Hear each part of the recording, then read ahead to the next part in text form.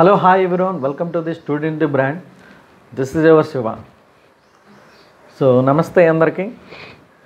So ఈరోజు నుంచి నేను ఈ ఛానల్లో తెలుగులో మీకు ఫిజిక్స్ని ఎక్స్ప్లెయిన్ చేయదలుచుకున్నాను. ఫిజిక్స్ టాపిక్స్ ఏవైతే మనకున్నాయో అవి తెలుగులో మీకోసం ఎక్స్ప్లెయిన్ చేస్తాను.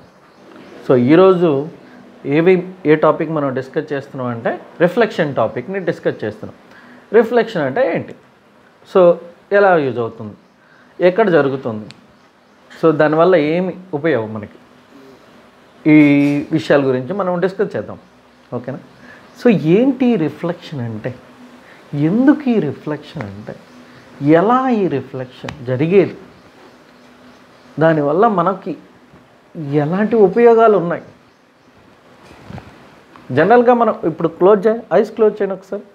ఐస్ క్లోజ్ చేస్తే ఏమవుతుంది, ఏం జరుగుతుంది, మనకేం కనపడదు, వినపడతా ఉంటాయి బట్ కనపడతా ఉండవు. సో మనం ఐస్ ఓపెన్ చేయగానే మనం చూడగలం, మన ఈ బ్యూటిఫుల్ వరల్డ్ మనం చూడగలం. ఎందువల్ల లైట్ ఏదైతే ఫాలో అవుతుందో, లైట్ ఏదైతే ఇన్సిడెంట్ అవుతుందో అది రిఫ్లెక్ట్ అయ్యి మన కంటికి రీచ్ అవ్వటం వల్ల మనం చూడగలుగుతున్నాం. దీన్ని టాపిక్గా ఎక్స్ప్లెయిన్ చేయాలి. అది ఎలా అంటే, సో మనకి ఇప్పుడు చూసుకుంటే, సో ఐఎమ్ కన్సిడరింగ్ ఇది ఒకటి సర్ఫేస్ తీసుకుందాం, దాన్ని ఒక ప్లేన్ సర్ఫేస్ అనుకుందాం. So I'm taking a plane surface. So light is incidenting, so ఇది ఇన్సిడెంట్ రే అనుకుందాం. ఏదైతే లైట్ ఇన్సిడెంట్ అవుతుందో సర్ఫేస్ మీద, that is called incident ray. The light which is reflecting back, ఏదైతే మనకి రిఫ్లెక్ట్ అవుతుందో దాన్ని రిఫ్లెక్టర్ రేగా మనం కన్సిడర్ చేద్దాం. ఒకసారి మళ్ళీ చూడండి.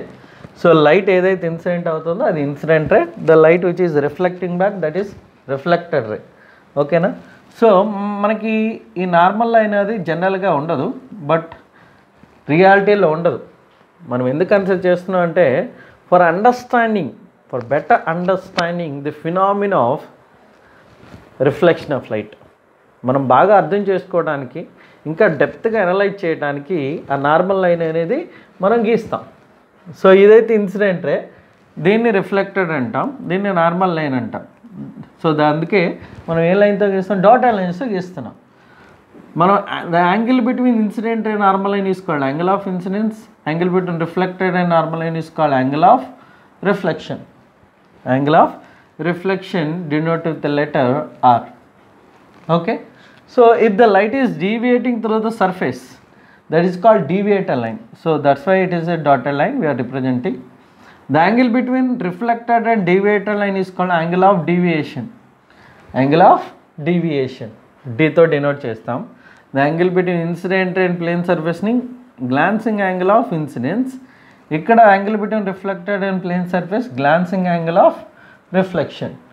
సో ఇప్పుడు మీకు క్లియర్గా అర్థమవుతుంది అనుకుంటున్నాను. సో దీన్ని ఏమంటారంటే glancing angle of incidence. Okay.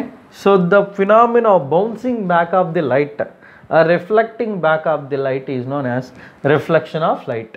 ఏదైతే మనకి లైట్ ప్లేన్ సర్ఫేస్ మీద ఇన్సిడెంట్ అయ్యి, ఆర్ సర్ఫేస్ ఎనీ సర్ఫేస్ తీసుకున్నా మనకి ఓకే, ఈ సర్ఫేస్ మీద ఇన్సిడెంట్ అయ్యి రిఫ్లెక్ట్ అయ్యే దాన్ని ఏమంటారంటే, ఆ ఫినామినా ఏమంటారంటే రిఫ్లెక్షన్ ఆఫ్ లైట్ అంటాం.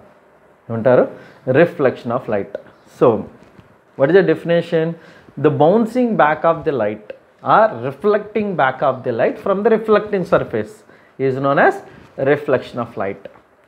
సో ఈ వీడియో మీకు నచ్చినట్టయితే ఒక చిన్న లైక్ ఇచ్చుకోండి, నాకు బూస్టింగ్గా ఉంటుంది.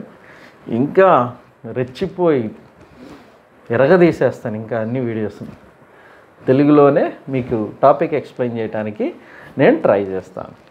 సో అంతవరకు see you soon. This is your Shiva sir signing off.